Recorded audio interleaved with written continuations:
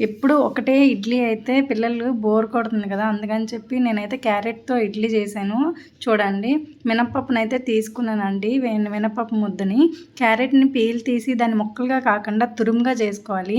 ఆ తురుమునేమో మనము రుబ్బులోని వేసి దాంట్లో కొంచెం సాల్ట్ ఏసుకొని దాన్ని మొత్తంగా మనం అయితే కలుపుకోవాలండి.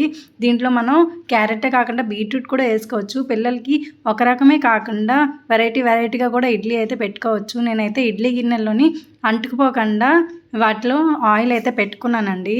పిండిని బాగా కలుపుకోవాలండి. చూడండి క్యారెట్ మధ్య మధ్యలో కలర్‌ఫుల్‌గా ఎలా కనిపిస్తుందో. పిల్లలు కూడా తింటారండి అలా కనిపిస్తే.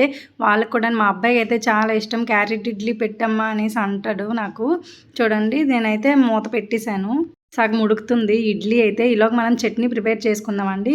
ఇడ్లీ కాంబినేషన్ ఎప్పుడైనా చట్నీయే కదండీ! అందుకని చెప్పి నేను పచ్చిమిర్చిని, కొబ్బరికాయలు వేపుతున్నాను. కొంచెము అల్లము, పుట్నాల పప్పు, మనం ఫ్రై చేసుకున్న కొబ్బరి ముక్కలు వేసి మిక్సీ చేసుకోవాలండి. ఈలోగా మనకి ఇడ్లీ అయితే రెడీ అయిపోయింది.